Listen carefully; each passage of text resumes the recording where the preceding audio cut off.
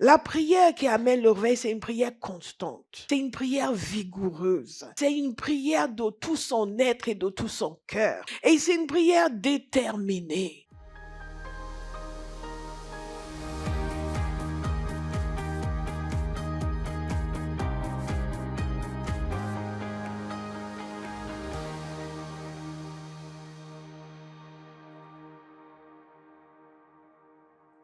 Nous revenons dans notre passage. À chaque fois que Dieu veut faire quelque chose dans une génération, il met en dépôt dans le cœur de différents individus qui vont se laisser changer dans leur manière de penser et commencer à penser comme lui et à prier comme il veut afin qu'ils puissent agir dans leur génération. Ce que Dieu fait dans une génération est intimement lié à ce que les gens lui demandent de faire. Et c'est pour cela que ce que nous croyons et ce que nous voyons dans la parole de Dieu est fondamental. Beaucoup de gens vont dire, par exemple, parfois il y a des gens qui me harcèlent sur les réseaux parce qu'ils veulent leur guérison. Et c'est comme s'ils pensaient que j'ai la guérison dans mon sac et je la donne à qui je veux. Vous comprenez? Et que s'ils n'ont pas encore leur guérison, c'est parce que je ne suis pas sympathique et que je n'ai pas pensé à leur malheur et je n'ai pas encore donné la guérison. Et de temps en temps, je vais prendre le temps de répondre aux gens. De leur dire, voilà, faites ceci, faites ceci, faites cela. Parfois, je leur envoie des versets sur la guérison. Je leur demande de les méditer. Et vous savez ce qu'ils font? Rien. Ils ne laissent pas Dieu changer leur perspective, leur attitude. Ils insistent juste que voilà ce que je veux. Et parfois, nous sommes comme ça par rapport au réveil, par rapport au salut des gens, même des membres de nos familles. Nous sommes impatients comme si Dieu ne veut pas faire quelque chose. Et depuis le temps, mon frère, depuis le temps, je ne connais même pas cette église, ce pays. Oh, Seigneur, tu n'as pas vu ce pays? Et nous exprimons des frustrations envers le Seigneur, comme si en réalité, nous voulons, mais Dieu ne veut pas. Je vais vous rappeler que la parole de Dieu nous dit que Dieu ne désire qu'aucune âme périsse. Donc si les gens sont en train de périr, la raison n'est pas du côté de Dieu. Il ne désire qu'aucune âme périsse. Et c'est quand je suis entrée dans le ministère que j'ai compris réellement la raison pour la rédemption. Que j'ai vraiment compris la perfidie des humains. Et que le péché est une réalité. Je le savais. Mais j'ai commencé à voir des choses que je ne voyais pas avant. Bien-aimé, Dieu veut que les gens soient sauvés. Vous n'en êtes pas convaincus? Amen. Moi, j'en suis convaincu. Dieu veut que les gens soient sauvés. Amen. Dieu veut que les nations soient sauvées. Amen. Dieu veut que cette nation soit sauvée. Amen. Et si Dieu trouve des gens qui vont coopérer avec lui dans cette nation, elle sera sauvée. Amen. Alléluia. Et beaucoup n'arrivent même pas à dire Amen parce que mais moi je sais pas, hein, moi on a demandé, hein. Et il y a des gens qui vont vous dire c'est pas le temps de Dieu. À chaque fois que quelqu'un vous dit cela, méfiez-vous. Souvent lorsque les gens vous disent que quelque chose n'est pas le temps de Dieu, c'est leur déception qui a façonné leur théologie. Ce n'est pas la parole de Dieu qui a façonné leur théologie. Quand les gens attendent quelque chose depuis un moment et qu'ils ne voient pas, ils ne demandent pas pour dire, Seigneur, qu'est-ce que je n'ai pas vu? Qu'est-ce que je n'ai pas compris? Pour masquer leur déception ou pour ne pas donner l'impression aux gens qu'eux, ils n'y sont pas arrivés. Vous dites, non, mais ce n'est pas le temps de Dieu, tu comprends. Toute chose a son temps, c'est vrai. Mais ce n'est pas la raison dans ce cas précis. Est-ce que vous me suivez? Nous allons retourner dans notre passage qui nous dit ceci. 2 Chroniques 7, verset 14. Si mon peuple, celui qui porte mon nom, s'humilie, prie et me cherche, et s'il renonce à ses mauvaises voies, je l'écouterai du haut du ciel. Je lui pardonnerai son péché et je guérirai son pays. Vous avez déjà entendu ce passage plusieurs fois depuis quelques semaines. Et nous l'avons décortiqué. Et nous avons compris que, en réalité, c'est le peuple de Dieu qui doit renoncer à ses mauvaises voies pour que le pays soit guéri. Ce ne sont pas les pécheurs qui doivent renoncer à leurs mauvaises voies. Ils ne peuvent pas renoncer à leurs mauvaises voies parce qu'ils ne sont pas convertis.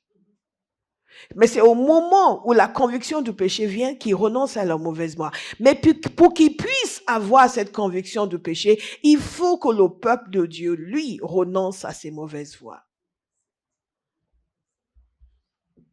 Wow! Nous avons vu beaucoup de raisons pour lesquelles nous prions pour le réveil. Nous avons compris que cette prière nous transforme, nous, d'abord. Et c'est dans la prière que Dieu désigne ses ouvriers. C'est dans la prière qu'il équipe ses ouvriers. C'est dans la prière qu'il met en nous le fardeau pour ce qui est cher à son cœur. Je vous mets au défi de commencer à prier pour Colette. Si vous commencez à prier pour Colette, vous n'aimez pas particulièrement Colette. Elle est sympathique, elle est bien habillée, oui, mais bon, sans plus. Mais vous commencez à prier pour elle. Pas, Seigneur, montre-lui qu'elle doit me respecter. Non, pas ce genre de prière. Mais juste prier la volonté de Dieu. Priez avec un cœur pur. Vous allez voir comment Dieu va commencer à travailler votre cœur pour Colette. Vous allez commencer à l'apprécier. Vous allez commencer à être sensible à ses défis, ses difficultés. Vous allez commencer à la valoriser. Parce que Dieu ne fait jamais ce que font beaucoup de chrétiens. Quand quelqu'un vous dit qu'il est un intercesseur et que Dieu lui a révélé beaucoup de mauvaises choses sur quelqu'un, fuyez cette personne. Cette personne ne connaît pas Dieu. Dieu n'est pas dans la médisance. Si votre cœur n'est pas pur envers une personne, il ne va pas vous dire quoi que ce soit sur la personne. Et si vous faites partie des gens qui pensent que nous on prie beaucoup, Dieu m'a révélé ça. Oh, Dieu m'a révélé cette église. Et ce pasteur et cette personne, c'est le diable qui vous parle. Et je vous le promets. Parce que la première chose avec Dieu, c'est l'amour. Et même quand il va reprendre quelqu'un, des fois quand je prie pour les gens, Dieu révèle leurs secrets, il révèle leurs péchés. Mais je ne vais jamais venir le dire à Colette. Pour dire, si tu sais ce que Dieu m'a révélé sur Marie-Cécile. My God. Non. Parce que Dieu ne détruit pas ses enfants, il les bâtit. Il reprend sévèrement. Mais il faut une certaine autorité pour que Dieu vous utilise pour reprendre quelqu'un. Vous me suivez? Il va m'utiliser pour vous reprendre.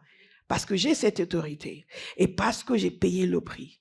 Mais quelqu'un entre dans cette église et vient me dire, le Seigneur m'a envoyé vers vous. Je dis, allez-vous-en. Vous me suivez?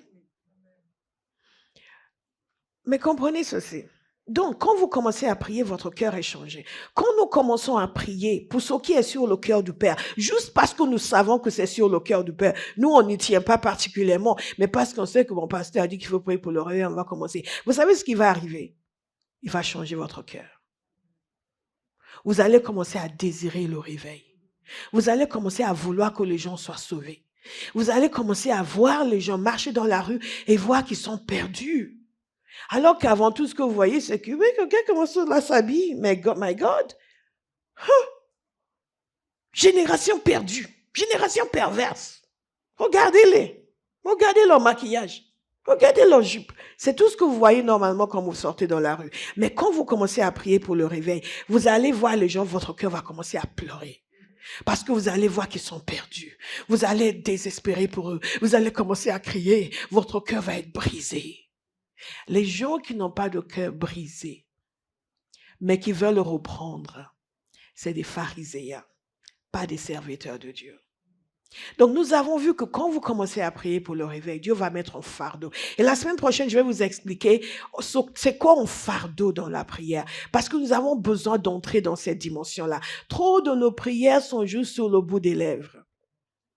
Et quand Dieu va vous faire confiance et commence à mettre un fardeau dans la prière sur vous, vous allez entrer dans une autre dimension de prière. Vous allez commencer à aimer prier. Parce que vous êtes conscient du fait que vous êtes en opération pour Dieu. Est-ce que vous me suivez?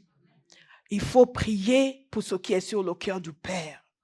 Et prier jusqu'à ce qu'il purifie votre cœur. Priez jusqu'à ce que l'amour remplisse votre cœur. Priez jusqu'à ce que le désir pour ce qui veut remplir votre cœur. Priez jusqu'à ce que la condamnation disparaisse de votre cœur. Vous ne condamnez pas et vous ne vous sentez pas condamné. Vous êtes juste obsédé par la vision de Dieu, obsédé par le désir d'agir pour que ce qui est sur le cœur du Père s'accomplisse. Et la parole de Dieu nous dit qu'il ne désire qu'aucune âme périsse. Donc ce passage nous dit que c'est à nous de renoncer à nos mauvaises voies. Et je vous assure, nous en avons dans notre génération. Nous en avons. Et par ailleurs, si j'y arrive, aujourd'hui, une des choses qui se produit quand le réveil se produit, une des choses qui arrive quand le réveil se produit, c'est que les gens renoncent à leur mauvaise voie. On prie d'abord, on renonce à une mauvaise voie, et au moment où le réveil éclate, tout d'un coup, les gens se voient réellement tels qu'ils sont. Et là, on en parlera. Je vais vous lire quelques passages. Oh, j'avais un texte, je pense que je l'ai oublié à la maison. Oh my God, it is wonderful. Donc, nous allons prier. Dites, nous allons prier. Nous allons prier. Nous allons prier. Nous allons prier. Dites-le comme des gens qui sont sérieux. Nous allons prier. Alléluia. Parce que dans l'histoire des réveils, il y a un élément qui est constant, c'est la prière. Constant, toujours constant. Et je vous ai parlé la semaine dernière de fait, et c'est le 5e pas que je vous avais donné, que par la prière, la puissance de Dieu est libérée pour changer les cœurs des humains. Par la prière, la puissance de Dieu est libérée pour changer les cœurs des humains. Si nous ne prions pas, il ne se passera rien. Parce que Dieu a établi dans son économie que c'est par l'invitation de l'homme sur la terre que Dieu agit. La terre, il a donné au Fils de l'homme. Et c'est lorsqu'un être humain sollicite son intervention sur la terre qu'il intervient. Et nous allons solliciter son intervention. Et la prière que nous faisons pour le réveil, ce n'est pas, oui, mais une petite prière, pasteur aussi, il faut que tu visites là. Visite le pays, alléluia. Visite la nation, amen, alléluia. Après, quelqu'un me tendra pour, oui, Seigneur, visite la France. Oh, visite. Nous avons ces prières kumbaya, qui sont sympathiques pour nous, nous sommes là, nous sommes bercés, mais qui n'ont pas d'effet du tout dans le monde spirituel. La prière qui amène le réveil, c'est une prière constante. C'est une prière vigoureuse. C'est une prière de tout son être et de tout son cœur. Et c'est une prière déterminée. Et combien de gens dans l'histoire nous ont montré l'exemple de ce genre de prière. Il y a un serviteur de Dieu qui avait écrit ceci. Il avait écrit ceci, il a été cité par quelqu'un dans un livre dont j'ai fait le titre. Il a dit qu'il a été pasteur de 3 églises. Et dans chacune de ces églises, ils ont eu le réveil. Et pourquoi est-ce qu'ils ont eu le réveil? Parce que dans chacune de ces églises, il y a des gens qui se sont levés pour prier. Ce n'était pas à cause de sa grande prédication. C'est parce que les gens de l'église ont prié. Et à chaque fois qu'ils ont prié, Dieu a réagi. Abba House, nous allons prier. Amen. Nous allons prier. Amen. Nous allons prier. Nous allons prier. Jacques 5,16 nous dit ceci. Avouez-vous donc vos fautes les uns aux autres et priez les uns pour les autres afin d'être guéris. Mais ensuite, il ajoute quelque chose qui est universel et qui n'est pas uniquement quand vous priez pour quelqu'un. La prière du juste agit avec une grande force. La version Louis II nous dit la prière du juste est d'une grande efficacité. Et parfois, avant de prier, je prends le temps pour vous parler. Pourquoi? Parce que je veux que vous compreniez que vous êtes sur le point de faire quelque chose qui a une efficacité redoutable. Vous me suivez? Quand vous rencontrez une situation, au lieu de faire « Oh, mais Seigneur, qu'est-ce que je vais faire ?» Décidez « Waouh, je vais prier. » Et en disant « Je vais prier », n'ayez pas à cœur « Oui, je vais supplier Dieu s'il peut bien faire quelque chose parce que j'en peux plus. » Non. Ayez à cœur que je vais appliquer l'arme de la prière. Et que cette prière cette prière va être redoutable. Dites redoutable. Et que quand je vais prier, quelque chose va changer. Pourquoi les gens prient beaucoup n'ont pas de résultat? Parce qu'ils ne croient pas que quelque chose va changer. Parce que leur attitude à la prière, c'est qu'il faut aller supplier Dieu, qu'il ait miséricorde, qu'il voit ma souffrance et qu'il fasse quelque chose quand même. Ça, ce n'est pas prier. Ça, c'est se lamenter.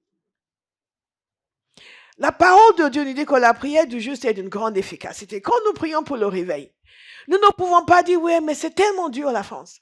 Oh, c'est pas évident. Depuis les années, mais un jour, Dieu va avoir miséricorde de nous. Non, non, non, non, non, non, non. En priant pour le réveil, nous décidons que le même Dieu qui a agi du temps d'Asa, le même Dieu qui a agi du temps de Néhémie, le même Dieu qui a agi du temps de roi Osias, il agit de notre temps. Le même qui a, et c'est pour cela que c'est important d'étudier les histoires des réveils. Parce que vous voyez comment les gens étaient dans des situations difficiles et catastrophiques et ils se sont mis à prier et les choses ont changé. À Bahas, nous allons prier. Amen.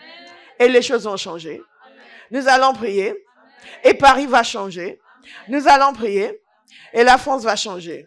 Certains ne le croient pas encore. Mais vous allez le voir. Surtout ne soyez pas comme l'officier du roi, qui l'a vu de ses yeux, mais qui n'en a pas partagé.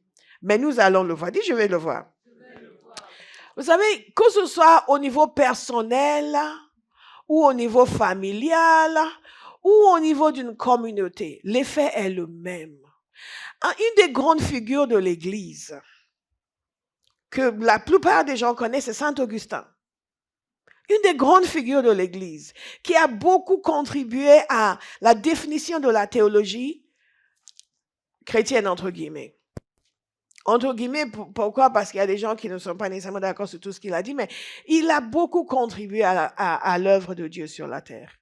Et Saint Augustin était un jeune homme qui n'avait vraiment pas d'attirance pour Dieu, et beaucoup de gens connaissent les confessions de Saint Augustin. Vous connaissez les confessions de...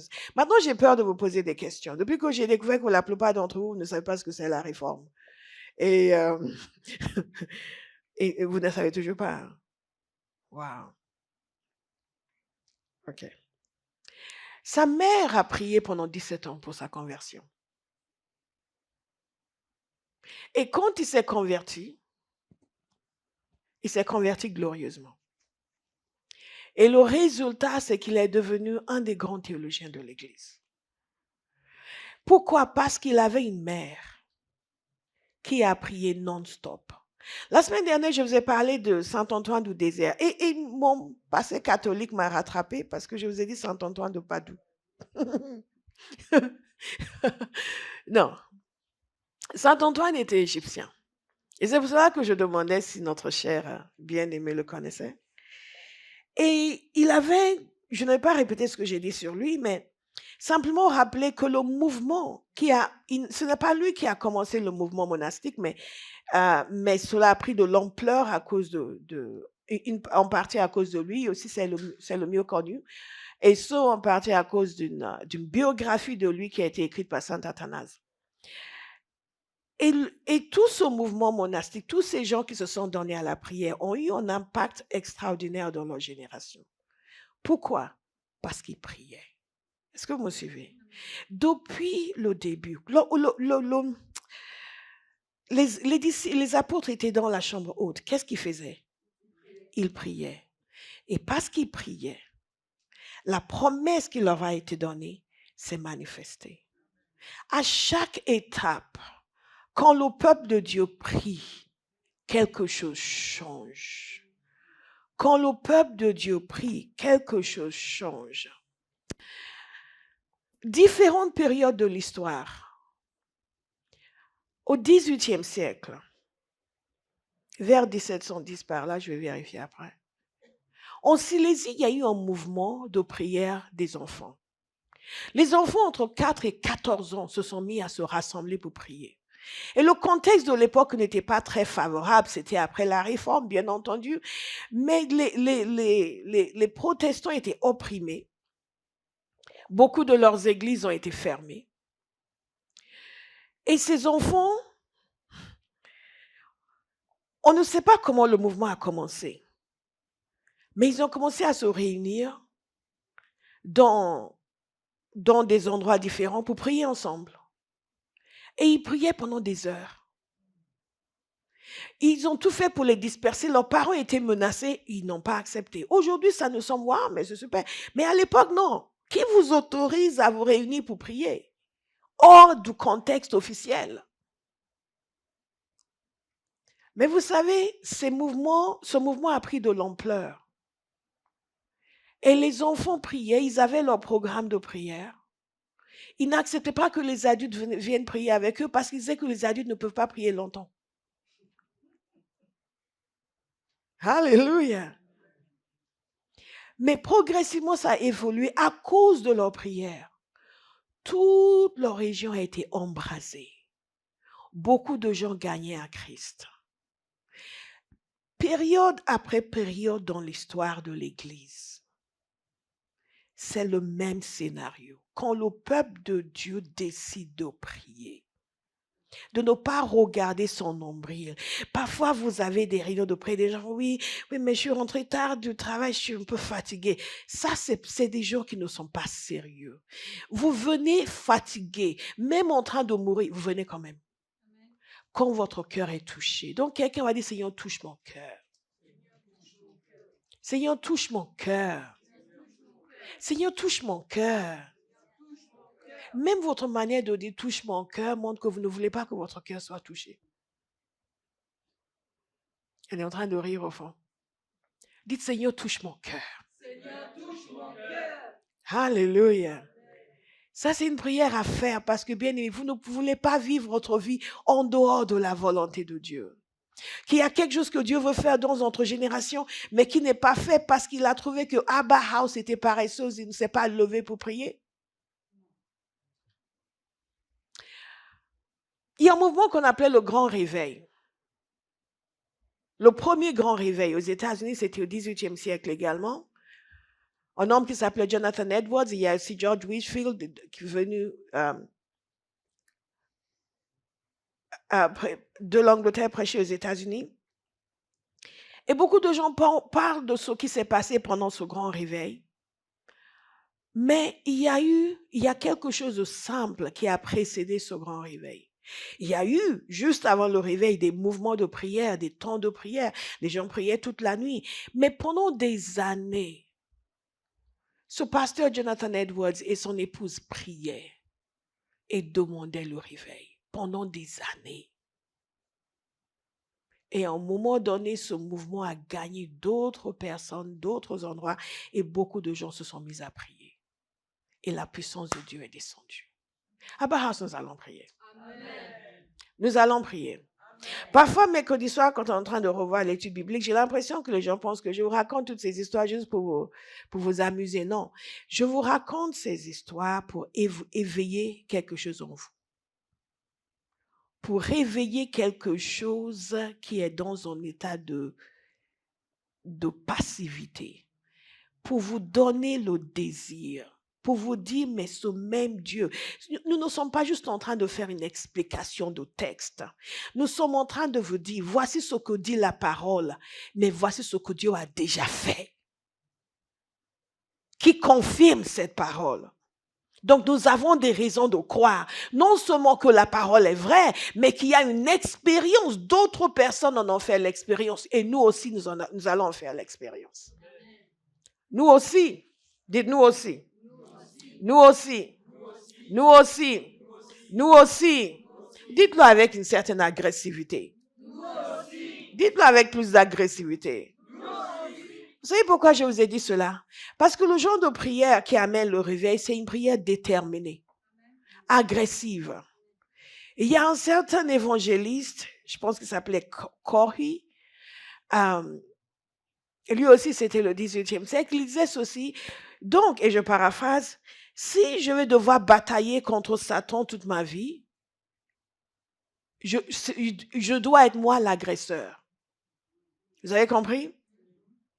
Si je dois combattre le diable toute ma vie, il faut que ce soit moi l'agresseur. En d'autres termes, ce n'est pas moi qui me défends contre lui, c'est moi qui vais agressivement lui prendre du territoire. C'est important que nous ayons cette mentalité. Nous n'en sommes pas. La plupart d'entre nous, nous passons notre vie à nous défendre. Ah, j'ai été étouffé la nuit. Ah, j'ai senti une oppression. Mais quand est-ce que vous allez commencer à opprimer? Quand est-ce que l'oppresseur, ce sera vous? Ah oui, mais je voulais aller au culte, mais ce matin, il y a un truc qui m'est venu dessus. Je sentais que l'ennemi Donc, je me suis recouchée. Dites à votre voisin, ne fais plus jamais ça. Ne fais plus jamais ça. Devenez l'agresseur. Devenez l'agresseur. Et prier pour le réveil, c'est agressivement aller sortir les gens des ténèbres. C'est décider qu'il n'est pas question que l'état de la nation reste tel qu'elle est, tant que nous sommes en vie. Mais la majeure partie des gens n'ont pas cette mentalité. Ils disent, oh, mais on est là. Ben, le Seigneur est bon, ben, nous on est là. Vous allez dire, je me défais de la passivité. Je renonce à la résignation. Dis-le aussi, Denis. Je renonce à la résignation. Je me défais de la passivité.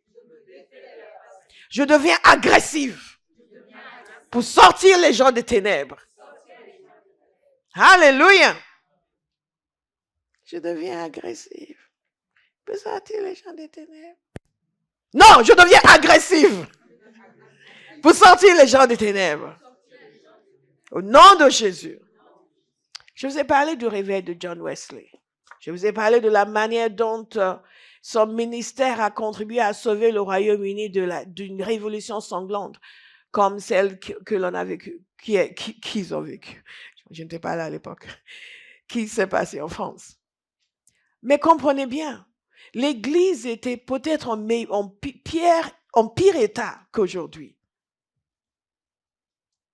Tout ce qui était de Dieu, les gens ne calculaient pas. Ils détestaient l'Église, ils détestaient les chrétiens. L'ivrognerie était partout. Aujourd'hui, vous voyez quelqu'un ivre dans la rue, fait, ouh. À l'époque, c'était monnaie courante. Mais parce qu'il y a des gens qui ont prié. Je vous ai parlé des frères moraves et comment ils ont prié. Leur réunion de prière, à 24 heures sur 24, a duré combien d'années? 100 ans. 24 heures sur 24. Bien-aimés, qu'est-ce que nous allons contribuer à notre génération?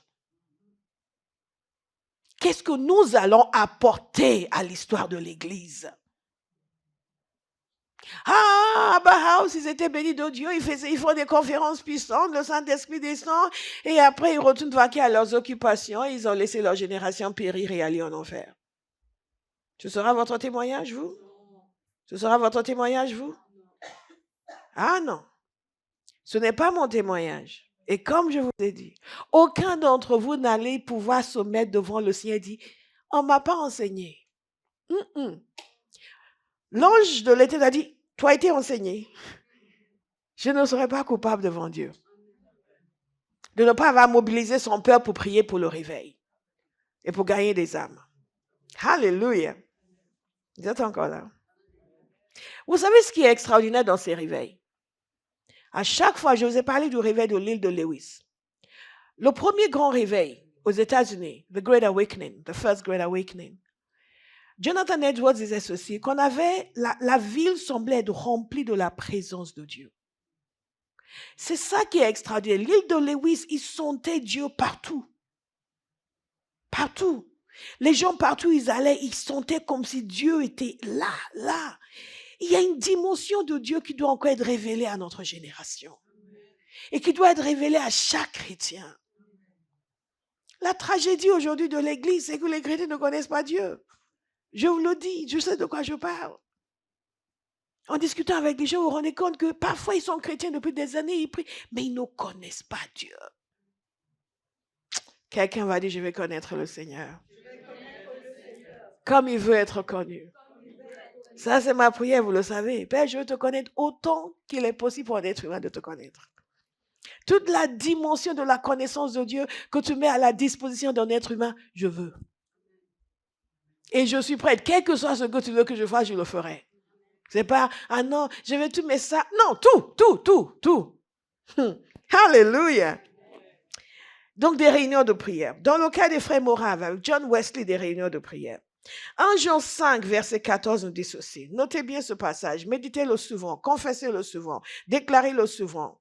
Et mettez-vous en accord avec ce passage. Nous avons auprès de lui cette assurance. Bien aimé, quand nous prions pour le réveil, nous devrons le faire avec assurance. Pas bon, on va prier, mais bon, on ne sait pas. Nous, on sait. Parce que la parole de Dieu nous le dit.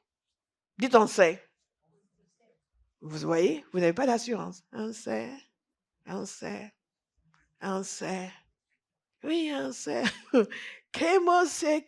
Nous avons auprès de lui cette. Nous avons auprès de lui cette. Gagnez cette assurance, bien-aimés. Méditez ce passage jusqu'à ce que vous ayez cette assurance. Arrêtez de prier dans l'incrédulité.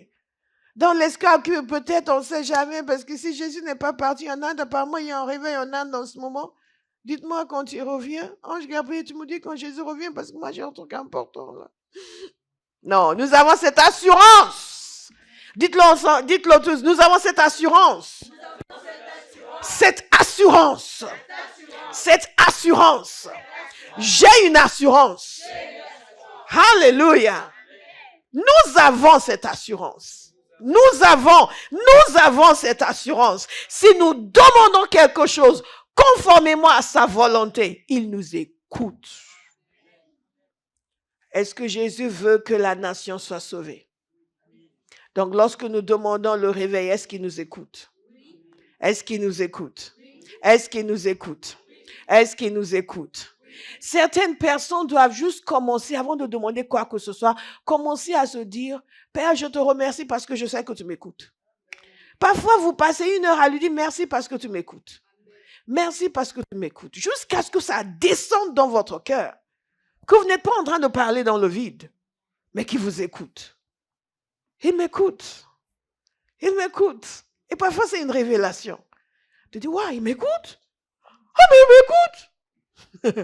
Vous savez, si on savait que Dieu nous écoutait, il y a des choses qu'on ne nous dirait pas. Quand vous entendez ce que disent les gens, vous savez si oui ou non ils ont l'assurance que Dieu les écoute. Parce qu'il y a certaines choses qu'on ne dira pas aux oreilles du Seigneur. Vous êtes d'accord? Et pourquoi nous disons ces choses? Parce que nous ne savons pas qu'il nous écoute. Dites, il m'écoute. Si nous demandons quelque chose conformément à sa volonté, il nous écoute. Et si nous savons qu'il nous écoute, quelle que soit notre demande, nous savons que nous possédons ce que nous lui avons demandé. Nous savons que nous possédons ce que nous lui avons demandé. Donc, quand je vous parle de tout ce que nous allons faire et toute la vision que Dieu nous a donnée, tous les gens qui seront gagnés à Christ et toutes les églises que nous allons mettre en place pour le Seigneur dans toute la France, y compris dans les villages où il n'y a pas de poste, écrivez-le. Parce que c'est sa volonté. Et quand nous demandons, nous avons l'assurance qu'il nous écoute et que nous possédons déjà cela. Alléluia. Je me vois déjà retourner dans des parties des Cévennes où j'avais travaillé quand je travaillais pour l'Union européenne. J'étais allé faire des réunions. Je me vois y retourner voir une église à Bauhaus. Là où il n'y a pas de poste. Après, l'État va venir nous demander s'ils peuvent utiliser une partie de notre bâtiment pour la poste. Alléluia. Alléluia. Alléluia. Alléluia. Alléluia. Alléluia. Alléluia. Nous savons que nous possédons. C'est avec cette assurance-là que nous prions. Pour le réveil. Ce n'est pas, ouais, bon, c'est même pas bon. On va prier. Et donc vous priez, vous sortez évangéliser, rempli de feu, et vous arrivez, tous les gens que vous rencontrez vous insultent. Et parfois même sont méchants envers vous. Et vous dites, est-ce que vraiment il y aura le réveil en France? Vraiment, est-ce que vraiment? On me dit qu'en ce moment, il y a un réveil en Chine, je devrais aller en Chine. Non! Nous savons que nous possédons ce que nous lui avons demandé. Et il y a un homme dont l'implication dans la prière m'a beaucoup touchée. C'était un Écossais. Et il a vraiment ce fardeau pour la prière. Plusieurs pasteurs écossais de l'époque, et là je parle du XVIIIe siècle, de l'époque, avaient décidé de commencer à prier. Prier pour le réveil. Parce que l'état de leur nation était inquiétant. Et l'état de la chrétienté, du christianisme dans le monde entier était inquiétant. Et donc, ils commençaient à prier pour le réveil. Et ils ont commencé aux alentours de 1740 et ils priaient, ils priaient. Et ils ont mis en place ce qu'ils appelaient des concerts de prière où ils se concertaient pour prier et il y avait différents endroits, les gens se concertaient pour prier. Et dans toutes les îles britanniques et après les Américains, vous savez, à l'époque, ils étaient, les Américains, c'était avant la révolution américaine, les guerres d'indépendance. Non, non, c'était après. Là, c'était avant la révolution, avant la guerre de sécession. Comment ils appellent encore? La guerre civile, ok. Mais il y avait beaucoup de contacts. Donc, dès qu'il se passait quelque chose d'un côté, il se passait aussi de l'autre. Ils avaient aussi compris que ces concerts de prière étaient nécessaires. Donc, aux États-Unis, pareil, ils ont mis en place ces concerts de prière. On commençait à prier. Mais cet homme, ce qu'il faisait, il envoyait une lettre de prière régulièrement. Et les gens, ils encourageaient les gens, les groupes, les pasteurs à se réunir pour prier à des moments spécifiques. Pas juste prier vaguement, mais disons lundi, mardi, ce n'était pas le jour précis, et se réunir pour prier, parce qu'ils comprenaient que si les hommes priaient, Dieu allait envoyer le réveil. Il y a eu un mouvement pendant ces années-là, et ensuite ça s'est arrêté, l'Église est encore retournée dans l'atonie. Et 40 ans plus tard, aux alentours de 1780, d'autres ont saisi la vision et se sont mis à prier encore. Pendant cette période, il y avait des mouvements, il y avait certaines actions, il y avait des choses que Dieu faisait. Mais ce n'était pas le feu du grand réveil. Ils se sont mis à prier de nouveau. Et au Royaume-Uni, il y a un groupe de personnes qui se sont réunies dans une église. Et on priait, on commençait à prier vers 3 heures du matin, c'était la veille de Noël. Et ils ne savaient pas ce qui s'est passé. Le Saint-Esprit s'est emparé d'eux. Et ils ont prié jusqu'à 9 heures du matin. Ils se sont rendus compte qu'il était 9 heures du matin, mais il y avait une grâce, une présence du Saint-Esprit. Ils sont revenus encore le lendemain, ils ont commencé à prier de nouveau. Et un fardeau de prière les a saisis. Et d'autres groupes dans différentes églises ont commencé à prier également. Et au fur et à mesure qu'ils priaient, l'atmosphère changeait.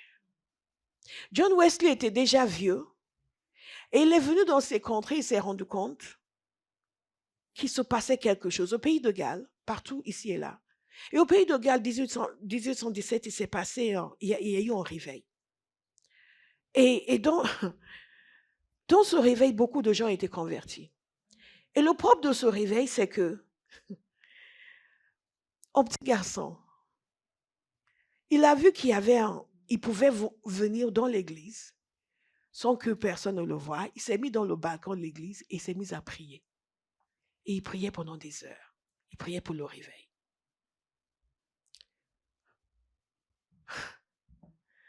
Et ensuite, une petite fille l'a vu et elle est venue se joindre à lui. Et les deux priaient. Et ensuite, les autres enfants les ont vus et sont venus se joindre à eux. Et ils se sont mis à prier. Bien aimés, les enfants. Et ils priaient pour le réveil. Et Dieu a déversé son feu. Dieu a déversé son feu. Et différents endroits du pays de Galles étaient saisis. Nous connaissons un réveil du pays de Galles, celui de 1904, celui d'Evan Roberts. Mais celui-là s'est produit presque un siècle avant, parce que des enfants priaient. Est-ce que vous me suivez? Et les gens se sont mis à prier. Et en réponse à cette prière, Dieu a déversé son feu. Nous allons prier à Bauhaus. Nous allons prier à Bauhaus. Je me souviens, il y a quelques années en France, les gens se moquaient des Américains. On les traitait de puritains. Ça a bien changé depuis. Hein? Ça a bien changé depuis. Mais les gens se moquaient des Américains. Mais est-ce que vous savez qu'après la guerre, en 1790, il était estimé que 6% de la population était ivrogne. Vous savez, des États-Unis. Et les mœurs étaient tellement dégradées que les femmes avaient peur de sortir la nuit. Et quand on a fait une évaluation dans les universités, à Harvard University, l'université de Harvard, il n'y avait pas un seul chrétien. Pas un seul étudiant qui était chrétien. À Princeton, il y en avait 2.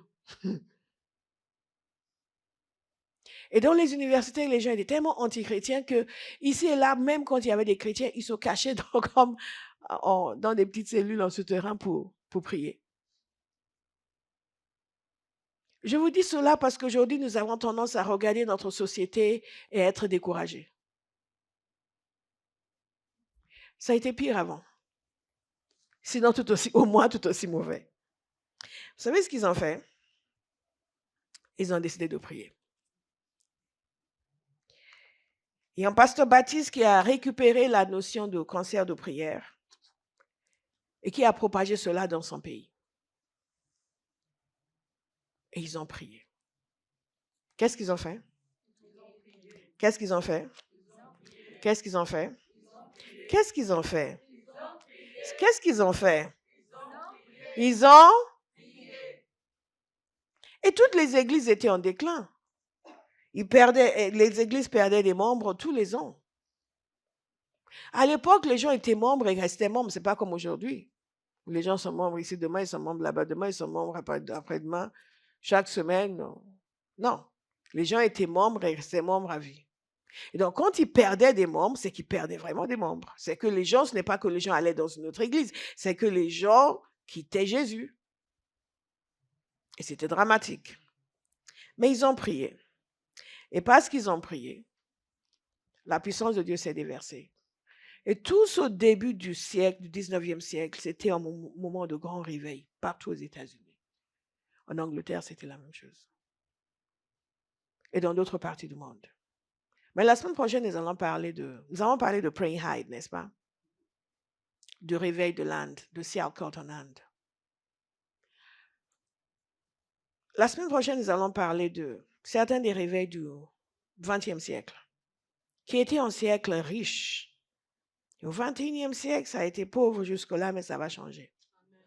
Vous êtes d'accord? Ça va changer. Ça va changer. Le 20e siècle était un siècle riche en réveil dans le monde entier. Nous allons parler du réveil de l'Afrique de l'Est.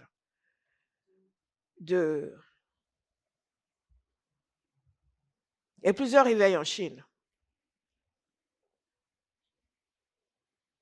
À chaque fois où ils ont prié, la société a été affectée par le réveil. Non seulement le réveil s'est produit, les gens se sont convertis, mais toute la société a été affectée. Nous ne sommes pas en train de parler du fait que beaucoup plus de gens vont venir dans l'église. Nous sommes en train de parler du fait que les cœurs seront vivement touchés, comme ce qui s'est passé le jour de la Pentecôte. Lorsque Pierre a commencé à parler, la parole de Dieu nous dit que les cœurs furent vivement touchés. Et ça va commencer dans l'église. Parce que beaucoup d'entre nous, nous avons reçu Jésus. Mais nous ne vivons pas pour Jésus. Vous êtes d'accord? Nos valeurs ne représentent pas Jésus. Nos mœurs ne représentent pas Jésus. Nos choix ne représentent pas Jésus. Et une des choses qui se passait dans ces réveils, si j'ai le temps, je vais vous lire quelques citations. Une des choses qui se passait dans ces réveils, c'est que les gens étaient ils avaient le cœur vivement touché. Non seulement les païens, mais les chrétiens. Et beaucoup de choses qui nous semblent normales aujourd'hui, nous allons découvrir que c'est une aberration. Mais vous savez, je vous ai souvent dit que la foi chrétienne doit se renouveler à chaque génération. Parce que contrairement aux religions qui sont passées de père en fils, vous comprenez, qui sont des religions héréditaires, on ne demande pas trop si vous y croyez ou pas, c'est notre religion, c'est comme ça. La foi chrétienne n'est pas héréditaire. Chaque personne doit exprimer sa foi en Jésus. Est-ce que vous me suivez? Donc, chaque génération doit être évangélisée. Chaque génération. L'Église, la foi chrétienne est constituée de personnes qui ont mis leur foi en Jésus. Et donc, ce qui veut dire que l'évangélisation doit être continue. Est-ce que vous comprenez pourquoi nous devons annoncer l'évangile? J'ai vu beaucoup de parents chrétiens dont les enfants n'étaient pas convertis. Et qui m'ont dit, oh, mais elle vient à l'église depuis toute petite. Je dis, mais ça ne change rien. Les chaises aussi sont à l'église depuis longtemps. Chaque génération doit confesser Jésus. Chaque génération.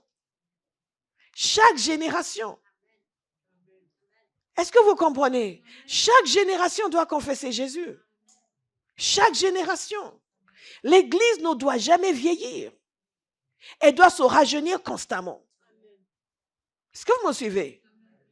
Elle doit constamment se rajeunir. Et dans tous ces réveils, vous allez constater qu'il y a un réveil massif. Et au bout d'un moment, la froideur gagne de nouveau l'Église. Au milieu du 19e siècle, la froideur avait de nouveau gagné l'Église. Il y avait encore des réunions d'évangélisation. Mais une des histoires que je raconte dans ce livre, Le Feu de Dieu, c'est l'histoire du réveil de Fulton Street. Vous connaissez? Le réveil de prière.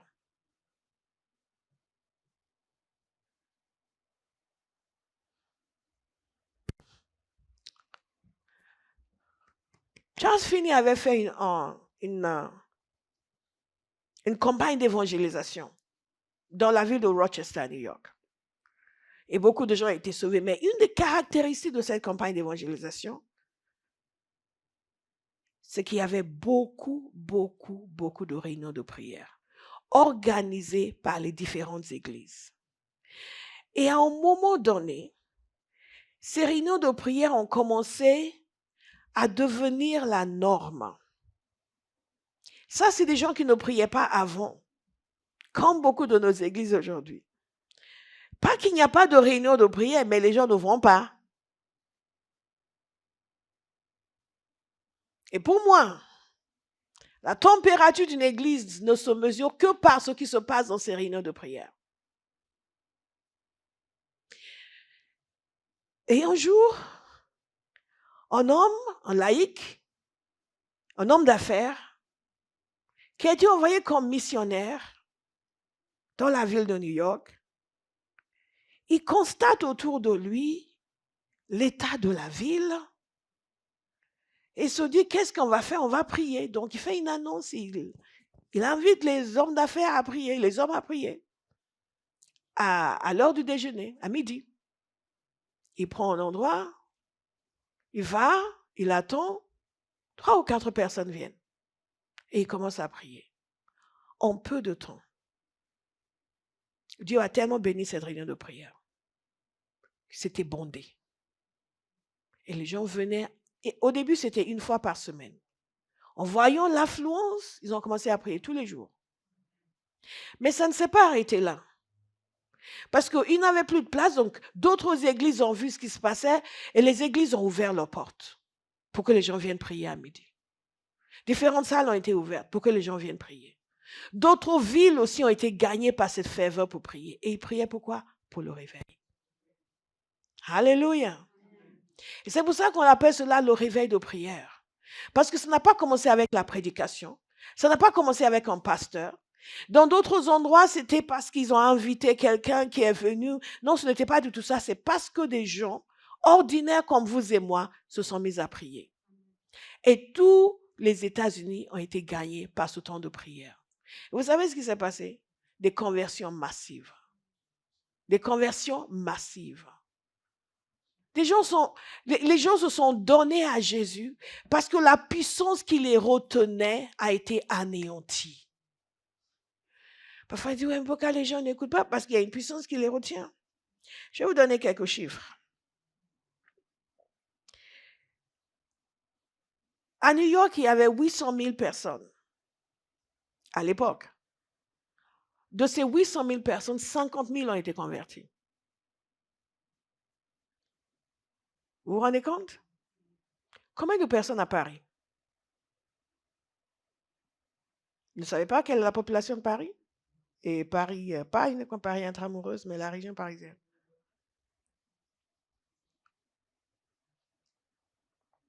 Imaginez que 5% seulement de la population de Paris soit convertie. Juste 5%. Et ce n'était que le début. Sur une population de 30 millions de personnes, 1 million de personnes ont été converties. Sur une population de 30 millions, à l'époque aux États-Unis, 1 million de personnes ont été converties. C'est quand même extraordinaire. C'est quand même extraordinaire. Vous vous rendez compte? Sur 30 millions, 1 million de personnes ont été converties. Juste dans ce laps de temps. Et ce qui est extraordinaire avec ce réveil de prière, c'est que d'autres personnes ont imité. Je vous ai parlé souvent du réveil d'Afrique du Sud. Ils ont entendu parler de ce qui se passait aux États-Unis. Et là, ils n'aimaient pas du tout prier. Rassembler 2 ou 3 personnes pour prier, c'était impossible. Et ils se sont réunis, ils ont écrit un document pour exhorter les gens à prier. Et les gens se sont mis à prier. Et même les personnes qui n'étaient pas dans le milieu social élevé, dans leur ferme, se sont mises à prier. Et c'est là où le feu de Dieu est tombé pour la première fois. Il y a une réunion de prière qu'ils ont fait. La puissance, ils se sont mis à prier. Une jeune fille métisse a demandé de prier. Et la personne qui conduisait ne savait pas si elle avait le droit. Vous connaissez l'histoire de l'Afrique du Sud. De laisser une jeune fille métisse prier. Après, elle a dit, oh, elle a laissé prier. Quand elle a commencé à prier, my God, la puissance de Dieu a envahi les lieux. Et les gens étaient dans tous leurs états. Commençaient à pleurer, à crier, dans tous leurs états. Des gens très comme il faut. Pas comme nous. Quand leur pasteur est venu, il a entendu le bruit. Il est venu. Il voulait les arrêter parce que eux c'est pas leur style. Mais personne ne l'entendait. Personne. Vous pouvez le lire dans ce livre.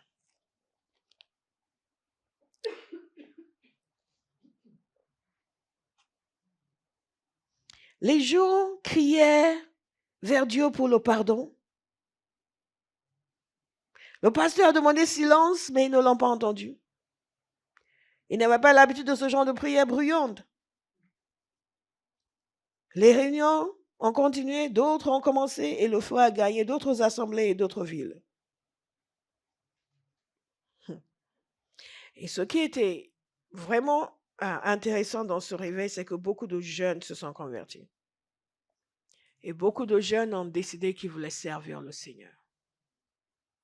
Et ce qui se passe quand il y a un réveil, on ne peut pas nécessairement contrôler. Mais la seule chose qui compte, c'est de savoir que c'est Dieu qui agit.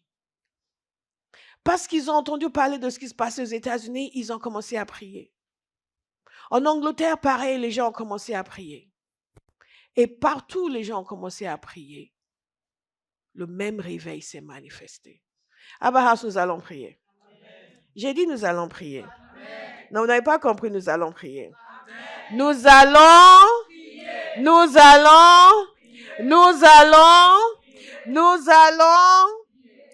prier. Il y a 4 jeunes en Irlande qui ont entendu ce qui se passait et se sont mis à prier. Ces jeunes se sont mis à prier et au bout d'un moment, d'autres se sont joints à eux. À un moment donné, ils ont organisé une réunion de prière dans une église et ils ne comprenaient pas ce qui se passait parce que le lieu était bondé. Les gens sont venus de partout pour prier. Et Ulster, à leur tour, ils ont connu le réveil. Ils auraient pu dire, oh ben voilà, c'est pour ces gens-là. Mais parce qu'ils ont commencé à prier. On estime à peu près 1 million de personnes qui ont été converties. Parce que 4 jeunes se sont mis à prier. L'autre jour, pendant le temps de prière, j'avais prophétisé sur cette petite dame. Et le Seigneur m'a dit de lui dire qu'elle est utile pour lui. Je n'avais pas très bien compris. Je me suis dit, bon, peut-être qu'elle pensait qu'elle n'était pas utile pour lui. De toute façon, ce n'est pas à moi de comprendre. Ce n'est pas vraiment mon affaire. Mais pendant que je méditais sur ces choses, j'ai compris que parfois nous ne savons pas à quel point nous pouvons être utiles pour le Seigneur. Et que parfois les gens se rendent inutiles parce qu'ils cherchent, et je ne parle pas d'elle bien sûr, cherchent quelque chose qui n'est pas de leur ressort. Ou méprisent quelque chose qui a de la valeur devant le Seigneur. Est-ce que je peux vous dire ceci? Si vous savez prier, vous allez être grand dans le royaume. Parce que c'est la prière qui est la clé de tout. Peu importe ce que vous faites, vous êtes à la vidéo, vous êtes à la louange, vous êtes à l'accueil, tout cela n'a aucune importance. Si vous savez prier, vous allez être utile pour le Seigneur. Est-ce que vous me suivez? Parfois, les gens sont, pourquoi on ne me laisse pas chanter? Ah non, moi, je ne peux pas faire ceci. Ah non, moi, je ne peux pas faire ça. Non, je le répète encore. Si vous savez, vous allez être utile pour le Seigneur. Ces jeunes gens ont prié. Et parce qu'ils ont prié, apparemment, les gens dans les quartiers les plus difficiles, disons-le gentiment, se sont convertis pendant ce réveil. Les gens qui étaient donnés à la boisson, les gens qui étaient prostitués, les gens, les criminels. Ils faisaient des grandes réunions à l'extérieur avec 25 000 personnes. Aujourd'hui, nous avons 10 000 personnes. Nous avons 10 000 personnes. Oh, nous avons 30 000 personnes dans notre réseau de guerre. Nous avons 50 000 personnes dans toutes nos églises réunies dans le monde. Et nous sommes fiers.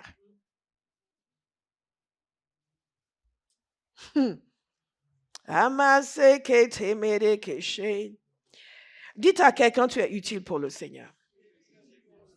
Dites à quelqu'un, tu es utile pour le Seigneur.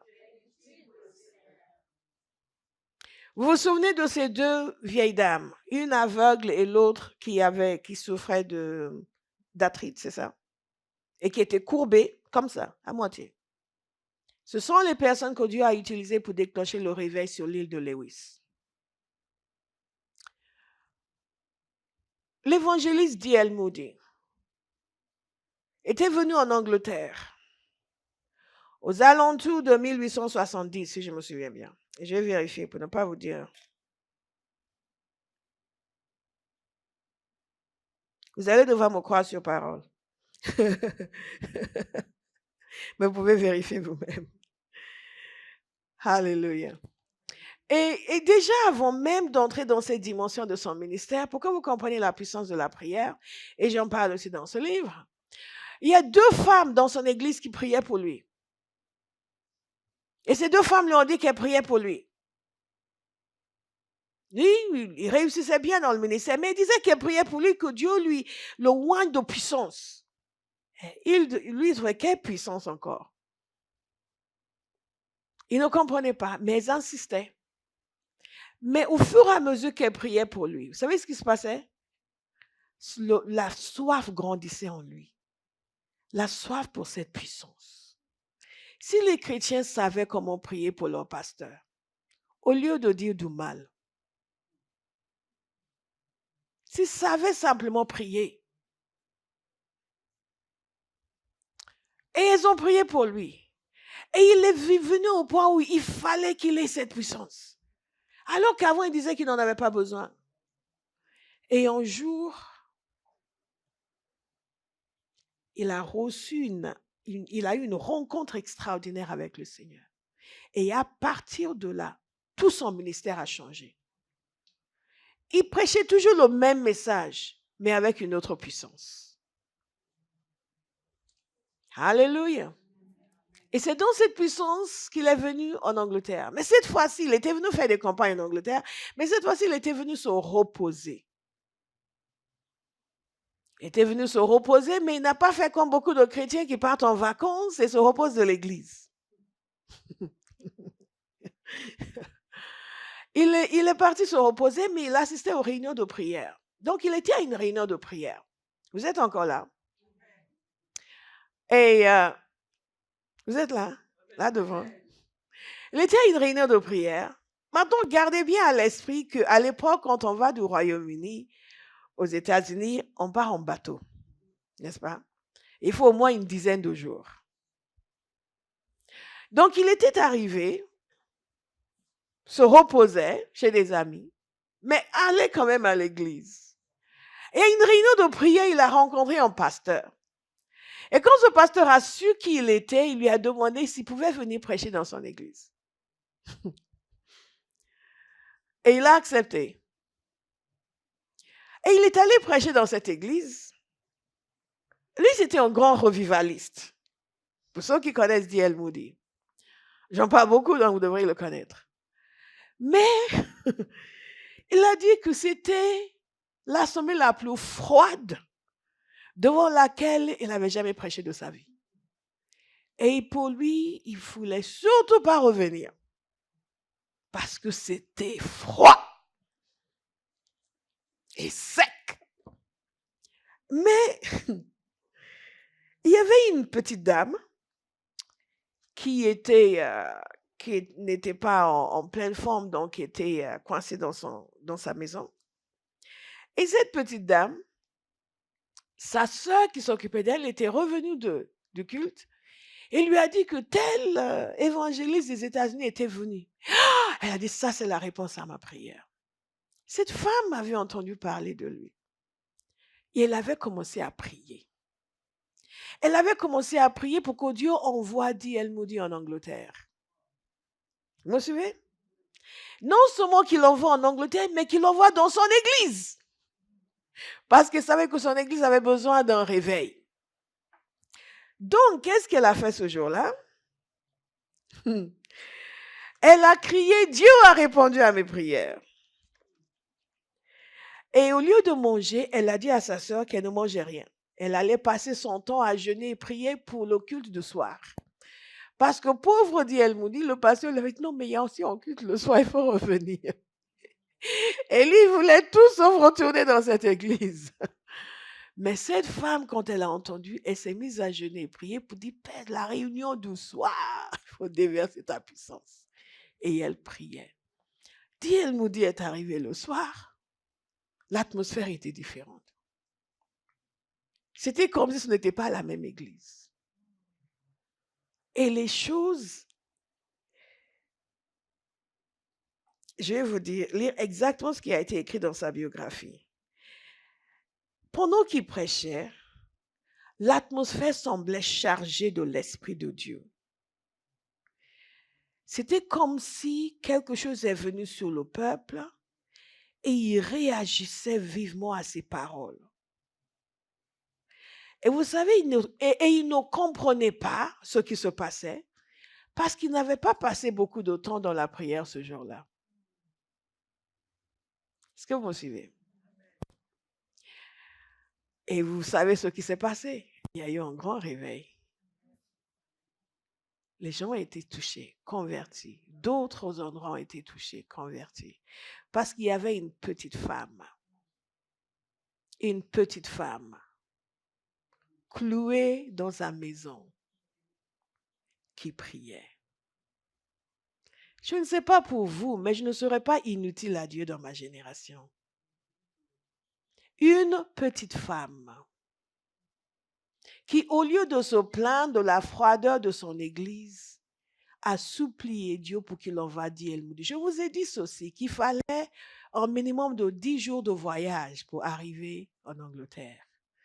Dieu a orchestré les circonstances pour que son serviteur fasse au long voyage, parce qu'une petite femme clouée dans sa maison le lui a demandé. Qu'est-ce que Dieu ferait si vous aviez un cœur pour sa maison, si vous aviez un cœur pour son œuvre, et si vous décidiez de vous mettre à prier? Vous savez, beaucoup d'entre nous, au lieu de prier, nous parlons. Au lieu d'invoquer la puissance de Dieu, nous médisons. Et par conséquent, nous coopérons avec le diable pour détruire davantage la situation, au lieu de coopérer avec Dieu pour la changer. Je vais terminer en vous disant ceci. Lorsque la prière pour le réveil est efficace, Dieu répond. Je vous ai donné tous ces exemples dans l'histoire et nous n'avons pas fini. Ce sont les exemples les plus connus Vous donnez tous ces exemples dans l'histoire pour que vous compreniez que nous ne faisons rien de nouveau. Parce que dans notre mouvement charismatique et pentecôtiste, nous n'avons pas la notion de l'histoire. Les églises dénominationnelles, ils ont plus la conscience de l'histoire de l'église que nous. Nous avons comme l'impression que tout a commencé avec nous. Nous devons tout réinventer. Ah, tel prophète a sa révélation, tel aussi a sa révélation. Non. Non, ça n'a pas commencé avec nous. Il y a des gens qui nous ont précédés et qui nous montrent le chemin, que Dieu est fidèle pour répondre. Mais il faut que nous ayons un cœur pour notre génération. Et pas juste pour notre porte-monnaie, pas juste pour notre souci. Et quand vous entendez nos prières aujourd'hui, nos prières sont demandent tellement une obsession par notre petite personne, comme si Dieu n'existe que pour nous rendre heureux. Dieu est grand, bien-aimé. Il est immense. Il peut pourvoir tous vos besoins comme il peut vous utiliser pour gagner les nations. Ne l'enfermez pas dans le Dieu qui s'occupe de moi seul. Et toute votre vie est trop grande pour être dépensée uniquement sur vous. Est-ce que vous me suivez? Ne vivez pas une vie de futilité, s'il vous plaît. Il faut avoir une autre mentalité que notre génération de chrétiens. Une mentalité qui voit les buts de Dieu dans la génération et qui poursuit les buts de Dieu. Et nous pouvons dire, oui, nous allons implanter des églises partout, mais juste dans le désir de faire grandir notre royaume. Non, c'est son royaume. Quoi? Telle église a comme... Ah, nous aussi, il y a beaucoup de gens qui pensent comme cela, mais ce n'est pas le but.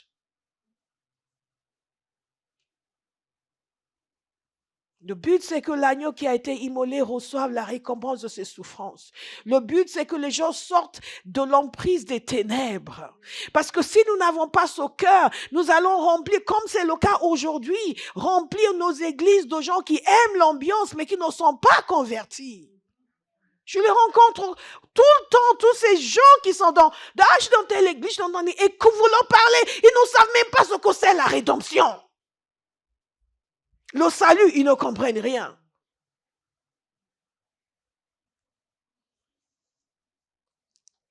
Bien-aimés, Jésus nous attend. Quand les gens sont convertis, nous avons besoin de nouveau de cela. Et je crie à Dieu pour cela. Il faut que nos cœurs soient touchés. Ça commence avec nous.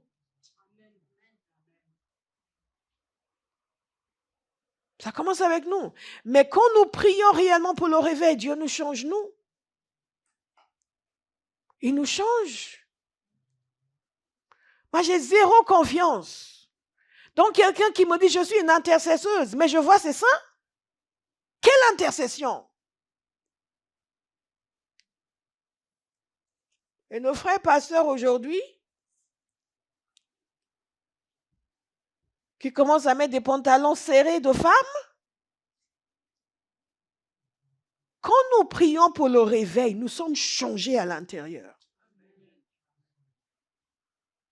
Nous n'avons plus besoin d'expliquer à la sœur pourquoi certains vêtements ne sont pas dignes.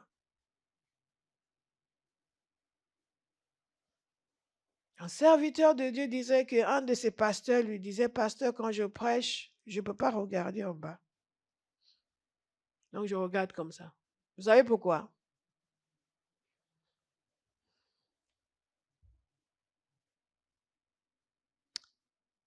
Quand nous prions pour le réveil, il y a un changement. Et quand nous avons le vrai réveil, les gens ont la conviction du péché. Nous avons de nouveau besoin de la conviction du péché dans l'église. Nous avons toujours de gens qui font la prière et vous ne voyez aucune conviction de péché. Est-ce que les gens seront parfaits le lendemain? Non, ce n'est pas ce que nous disons.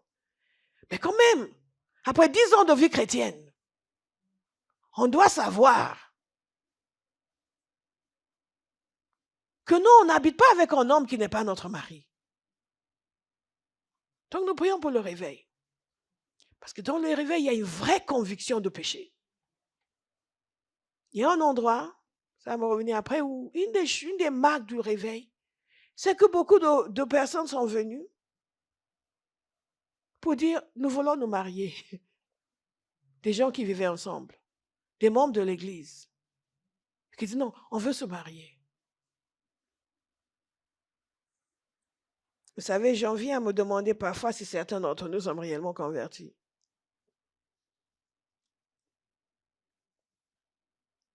Et parfois, je vois des gens qui viennent, ils sont dans une église. Et la raison pour laquelle ils choisissent de ne pas venir à Abba House, c'est parce qu'ils savent que je leur dis, ils doivent se marier. Donc, ils décident que non, ils ne viennent pas. Parce qu'ils ne veulent pas se marier. Parce que leur pasteur est OK avec ça. Bien aimé, lorsque nous prions pour le réveil, quand Dieu agit vraiment, il y a une conviction de péché. Nous avons de nouveau besoin de ça. Nous avons de nouveau besoin de ça. Et quand nous prions réellement, c'est ce qui va se passer. C'est que la dimension de puissance qui sera libérée va amener une réelle conviction de péché. Il y a des gens qui sont venus ici, des familles.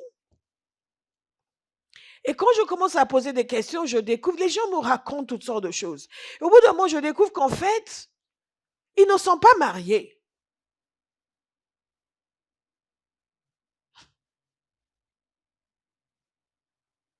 Ils vivent ensemble comme une famille, mais ils ne sont pas mariés. Et ils vous disent des choses, ils essaient de vous embobiner. Et au bout d'un moment, quand vous posez trop de questions, vous ne les voyez plus. Parce qu'il n'y a pas de conviction de péché. Une des choses que j'ai dit mercredi soir, c'est que nous allons faire beaucoup de choses sur les réseaux, mais de grâce, de grâce. Si vous êtes chrétien, sachez que le monde a changé. Ce que vous mettez en ligne reflète qui vous êtes. Et on ne peut pas aller gagner le monde si nous sommes comme le monde.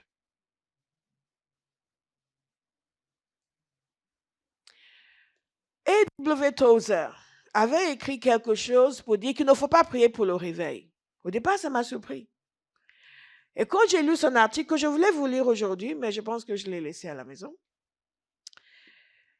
j'ai compris pourquoi il a dit cela. Mais moi, quand je parle de réveil, je parle de ce dont il parle, la réforme. Et il a dit qu'il nous faut d'abord une réforme dans l'Église, parce que sinon, les gens que nous allons amener vont juste être comme nous.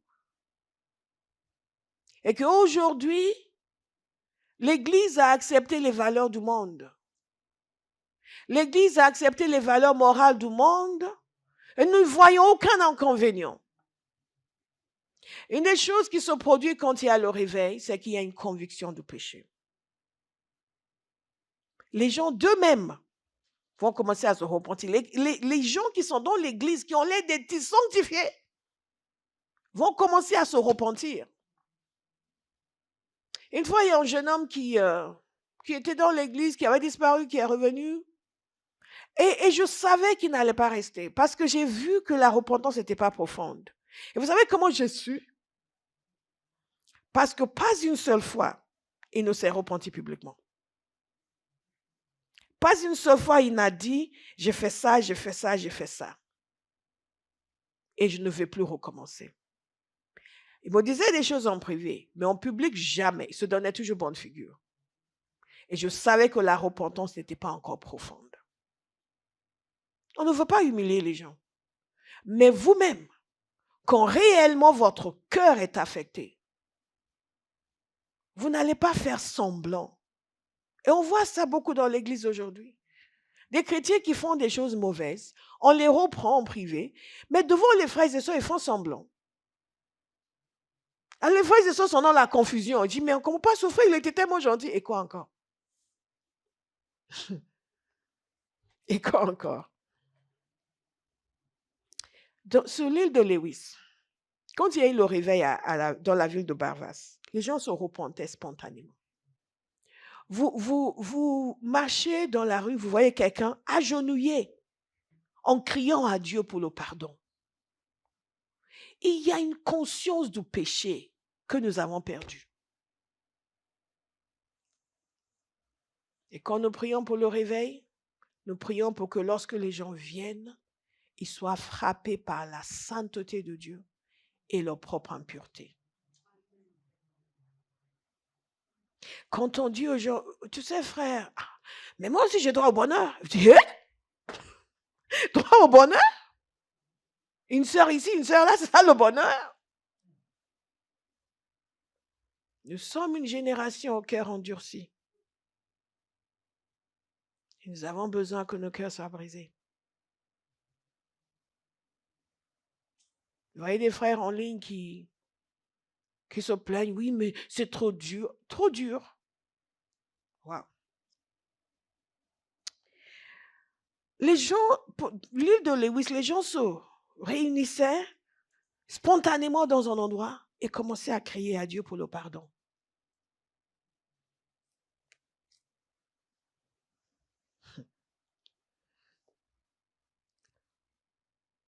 On va parler du réveil de l'Afrique de l'Est, la confession du public des péchés. Mais une histoire qui m'a beaucoup frappée, c'est l'histoire de Jonathan Goforth. Jonathan Goforth, il est assez connu, certains le connaissent certainement, mais je ne vais pas poser la question. C'est un évangéliste canadien, évangéliste en Chine. Et une des choses qui m'ont frappé, c'est que il avait été, si je me souviens bien, en Corée, mais ce qui m'a frappé, c'est que Hudson Taylor lui a dit quelque chose. Hudson Taylor, c'était le plus grand missionnaire de la Chine. C'est lui qui a créé ce qu'on appelle le China Inland Mission, la société missionnaire qui a beaucoup œuvré en Chine. Et il a dit à Jonathan Goforth, il a dit, la région où vous voulez aller, la région de la Chine, c'est la région la plus hostile aux étrangers. Vous savez qu'à un moment donné, en Chine, il y a eu une révolte où les chrétiens chinois, 30 000 à peu près chrétiens chinois ont été massacrés et des centaines de missionnaires aussi. Il lui a dit, cette région où vous allez, c'est la région la plus hostile aux étrangers. Donc, si vous allez entrer dans cette région, vous devez avancer à genoux. Vous comprenez ce que ça veut dire? Et c'est ce qu'il a fait. Et dans un endroit où il lui avait demandé de venir prêcher et après, il ne voulait plus de lui, et il a prié. Lorsque les gens se sont convertis, ça a commencé parce que il avait prêché la veille, les gens étaient froids. Mais le lendemain, il y a un homme qui est venu le voir, il a été touché. C'était un ancien. Et il a dit que quand il y a eu la rébellion des Boxers, les Boxers Rebellion, je n'ai pas vérifié ce que c'est en français, qu'ils ont été, il y a eu beaucoup de dommages causés à l'Église et lui, il était responsable de finances et une partie de l'argent, il a gardé pour lui-même. Dans la confusion, d'autres termes, il a volé l'Église et il voulait se repentir. Cet homme s'est repenti publiquement parce qu'il était convaincu de péché. Et tous se sont mis à se repentir publiquement. Les anciens, un par un, se sont levés et ont confessé leurs péchés. Les pasteurs se sont levés et ont confessé leurs péchés. Ils ont confessé leurs péchés, ils ont démissionné en disant qu'ils n'étaient pas dignes. Et le peuple aussi s'est levé, ils ont confessé leurs péchés. Et ils ont dit, eux aussi, ils étaient des pécheurs. Donc, ils ont dit à leurs anciens et leurs pasteurs de reprendre le service. La parole de Dieu nous dit que celui qui cache son péché ne prospérera pas. Et parfois, c'est ce qui affecte la vie de beaucoup de gens. Nous menons des vies doubles. Dans le réveil, tout cela est anéanti. Il y a une pureté, il y a une crainte de Dieu. Il y a une conscience de Dieu, une conscience de sa grandeur, de sa sainteté, qui fait qu'on lâche toutes ces choses. Donc, nous allons prier. Donc, nous allons prier. Donc, nous allons prier. Donc, nous allons prier. À un moment donné, Jonathan Goforth lui-même, il dit ceci. Immédiatement, toute l'assemblée se mit à pousser de grands cris de lamentation. Des dizaines d'hommes et de femmes se précipitaient vers l'estrade, tombèrent à genoux et confessaient leurs péchés avec humilité. Il était impossible d'entendre les détails tant le brouhaha était grand. Il n'y avait pas un seul visage sec dans l'édifice. Tous étaient en larmes, pleurant pour leurs péchés. Que Dieu nous fasse cette grâce d'être convaincus et de nous repentir. Alléluia. Alléluia. Alléluia. La semaine prochaine, nous allons voir aussi, parce que le temps est déjà passé, comment la prière, comment le réveil amène la réforme des mœurs. Ce n'est pas juste que les gens sont convertis, mais il faut 5 ans pour qu'ils arrêtent de voler. Il faut 5 ans pour qu'ils arrêtent de fumer. Il faut 5 ans pour qu'ils décident enfin de se marier. Pendant ce temps-là, le pasteur doit gérer leur impudicité. Il faut 10 ans pour qu'ils acceptent de lâcher la pornographie. Non. Lorsque nous prions pour le réveil, nous prions pour que la puissance de Dieu soit libérée et où les gens non seulement sont convaincus de péché, mais où leurs vies sont révolutionnées. Il y a une dimension de puissance qui fait en sorte que non, nous ne faisons pas que recevoir le pardon, nous recevons la délivrance. Et les gens détestent le péché. Une chose qu'il faut remarquer, c'est qu'au XVIIIe siècle, les mouvements missionnaires sont nés du réveil. Les sociétés missionnaires ont été mises en place après ces temps de réveil. Et même les mouvements qui ont agi pour l'abolition de la traite négrière étaient nés de ces réveils. Beaucoup d'Européens ne connaissent pas leur histoire. Ils vont vous parler comme si la foi chrétienne était inutile. Ce n'est pas vrai. Des gens comme William Wilberforce, des gens comme Pete, d'autres personnes, des gens qui ont travaillé pour l'abolition, les réformes du système de prison, qui ont mis fin au travail des enfants. Toutes ces choses qui ont travaillé dans l'alphabétisation. En Afrique du Sud, l'Église réformée a créé beaucoup d'écoles juste après le réveil, juste pendant et après le réveil. Quand Dieu agit dans une nation, non seulement les hommes et les femmes sont convertis, mais ils deviennent utiles à leur société. Ils amènent les valeurs de Dieu. Nous devons cesser d'être des chrétiens prédateurs. Nous devons devenir des chrétiens qui apportons quelque chose de par l'Esprit éternel que nous avons reçu. Nous apportons quelque chose à notre génération. Mais ça demande de comprendre que c'est ce que Dieu veut. Quand la réforme, quand le réveil s'est produit dans ces différents endroits, systématiquement, il y avait une baisse de la criminalité. Au pays de Galles, à un moment donné, on offrait des gants blancs aux juges parce qu'il n'y avait plus de criminels. Les bars fermaient parce qu'il n'y avait plus de clients. Les entreprises qui vendaient l'alcool faisaient faillite parce que les gens ne buvaient plus. Et dans le réveil de 1904 au pays de Galles, apparemment, dans les mines, il y avait des problèmes parce qu'avant, ils donnaient leurs instructions avec des gros mots. Après, ils ne donnaient plus d'instructions. Après, ils ne disaient plus les gros mots. La société était affectée positivement. Ne laissez personne vous dire, non, on n'a pas besoin de réveil, on a besoin de créer des usines. Quelqu'un avait dit ça en Nigeria. Ne créez pas des églises, créez des usines. Ça, c'est une bêtise. Un des hommes qui avait amené D.L. Moody en Angleterre, c'était un homme qui avait 1000 employés dans son usine. Et il a utilisé ses fonds pour financer des campagnes d'évangélisation. Et grâce à son activité, la plupart de ses employés se sont convertis. Et leurs vies ont été changées. Bien-aimés, Dieu a un intérêt pour ce continent. Si vous ne connaissez pas l'histoire, vous ne saurez pas à quel point les gens sont partis de ce continent dans le monde entier pour apporter l'évangile. Nous avons beaucoup entendu parler de choses négatives, mais nous parlons rarement de choses bien. Et nous avons le devoir de le faire. Nous avons le devoir de le faire. Toutes ces sociétés missionnaires qui ont été mises en place, les jeunes sont partis dans le monde entier. Beaucoup ont perdu leur vie. Pourquoi? Pour amener l'évangile. Nous ne pouvons pas être des héritiers d'une si grande tradition et tout ce qui nous intéresse, c'est que Dieu nous donne un nouvel appartement, un nouveau mari et une nouvelle maison. Ce n'est pas digne d'un enfant de Dieu. Je vais inviter quelqu'un à revoir ses objectifs de vie, à revoir les choses pour lesquelles il vit, à se demander, est-ce que ma vie est vraiment utile pour le royaume de Dieu?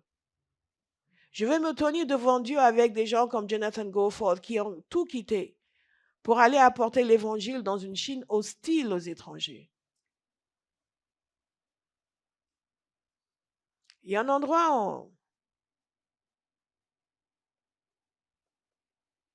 il y a au moins un État en Inde aujourd'hui, je pense qu'il y en a 2, où il y a 70% de chrétiens. 70%. Pourquoi? Parce que les gens ont prié. Et ils ont demandé un réveil. Et un réveil s'est produit. On estime aujourd'hui que sur le continent africain, au moins plus de 50% sont des chrétiens. Ce n'était pas le cas au début du XXe siècle. En Amérique latine, c'est la même chose. Ce n'était pas le cas au début du XXe siècle. On a estimé à 50 000 de protestants, même pas uniquement de chrétiens nés de nouveau, mais juste de protestants au début du siècle. Et à la fin du siècle, plusieurs centaines de millions. Bien aimés, il y a des gens qui nous ont précédés, qui ont eu à cœur ce que Dieu a à cœur. Je vais vous inviter à ce que nous ne soyons pas une église où vous êtes là pour être divertis. C'est Charles Spurgeon qui disait qu'au bout d'un moment, les pasteurs ne vont plus enseigner des brebis, ils vont divertir les chèvres. Et c'est tellement vrai dans notre génération que nous passons notre temps à divertir des chèvres. Mais je crois des choses meilleures vous concernant. Vous êtes des brebis et vous voulez être enseignés. Mobilisés pour l'œuvre de Dieu et pour le royaume de Dieu. Alléluia. Pas caressés dans le sens du poil et transformés en chèvres. Remercions le Seigneur.